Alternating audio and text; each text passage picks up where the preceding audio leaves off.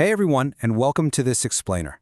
Today we're looking at something truly special. We often think of culture as something carried by people, written down in massive books or, built into grand monuments. But in the stunning Himalayan foothills of Uttarakhand, India, a vast cultural heritage is carried by something much smaller and honestly much more fragile: the Ghughuti bird. This little spotted dove weaves its way through the region's nature, its ancient language, and really the human heart itself. Let's explore how one single bird basically became the soul of an entire region. Okay, let's dive right into this. He remained hungry, and I slept. This is known as the sister's lament. It's a haunting phrase, right? And it really sets the emotional tone for our entire explainer today. Now, to outsiders, it might seem like just a poetic line taken out of context, but for the Kumaoni and Garhwali communities, this singular phrase encapsulates centuries of longing, duty, and just tragic heartbreak. Keep this sister in the back of your mind because she is absolutely key to understanding everything we're about to unpack. Section 1. The Himalayan symbol. Now, what's really interesting about this slide is the direct contrast between the literal, biological reality of the Ghughuti and its massive cultural weight. Scientifically, it's known as Striptopelia decoocto, or the Eurasian collared dove. It's a medium-sized spotted bird, super easy to identify by that distinct, thin black collar right around its neck. But here's the most crucial biological trait: it mates for life. And that natural monogamy translates perfectly into its cultural representation. For the people of Uttarakhand, the Ghughuti is the ultimate symbol of peace, eternal love, fierce loyalty, and the really profound emotional transitions of life. It's like nature and culture are just perfectly mirrored. Which brings us to a concept that's absolutely essential for us today: Vira. Vira is the profound pain of separation and longing. I want you to imagine the quiet, freezing winter mountains of Uttarakhand. Across that vast, deep silence, you hear the Ghughuti slow, rhythmic, kind of melancholic coo. That sound? It isn't just a bird singing to the locals. It is the literal auditory manifestation of Vira. The bird's shy nature combined with that sorrowful sound emotionally anchors anyone who hears it. It instantly brings up that intense feeling of missing someone you love deeply. Moving right along to Section 2, the legend of separation. So how exactly did a simple dove become the ultimate voice of separation? Well, the origin story unfolds in 4 heartbreaking steps. First, a brother travels a really long distance to visit his married sister, bringing her batoli, that's a traditional gift of food and sweets. Second, when he finally gets to her home, his sister is fast asleep.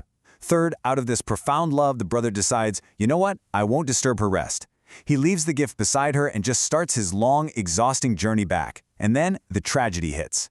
The sister wakes up, sees the gift, and realizes her brother traveled all that way, stayed hungry, and left while she slept. Consumed by the intense grief of missing him and the guilt of his hunger, folklore says she actually transformed into the Ghughuti bird. To this day, her melancholic coo is said to be her weeping for her brother. Section 3.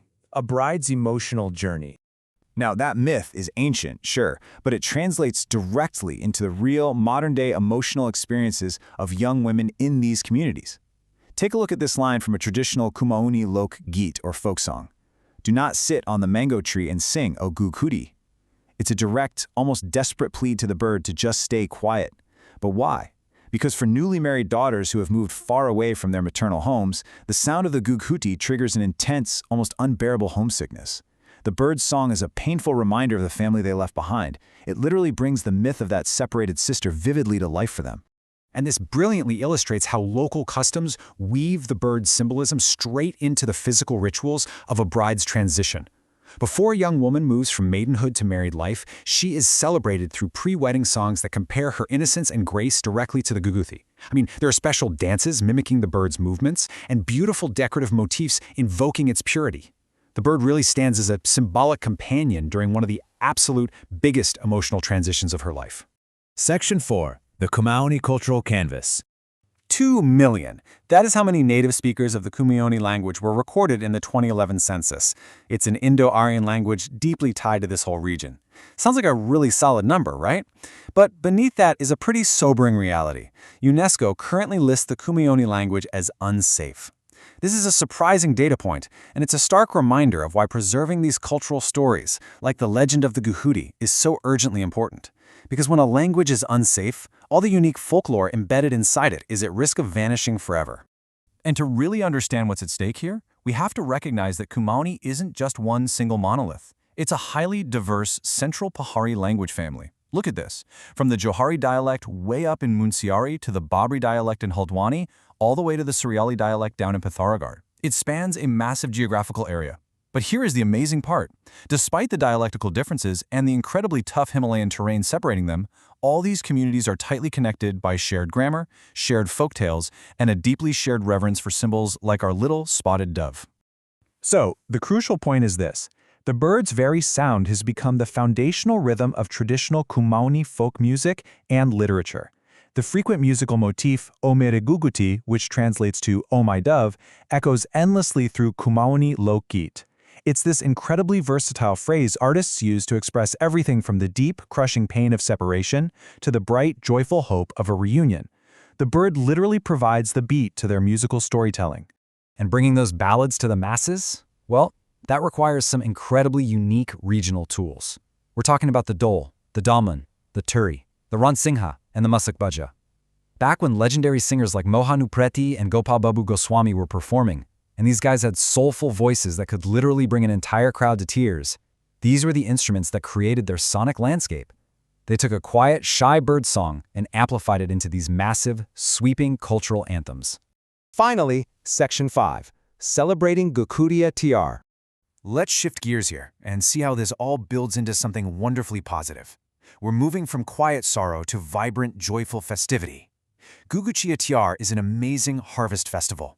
It marks the long-awaited transition from a harsh, freezing winter to the blooming spring, serving as a massive celebration of agricultural achievements.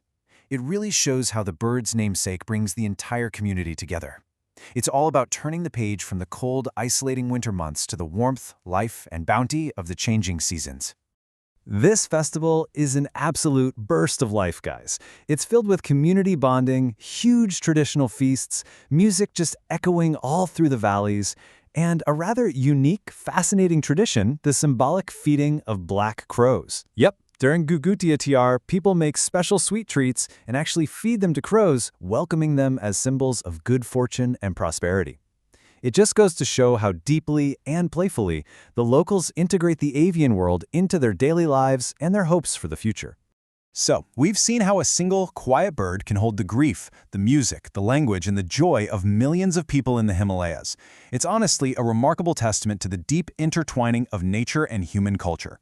And this brings us to a final, pretty provocative question for you to consider.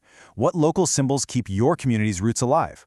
Look around your own environment. What small, perhaps totally unnoticed element of nature actually carries the stories of your ancestors? Thank you so much for joining me on this explainer. I really hope this leaves you eager to uncover the hidden folklore in your own backyard.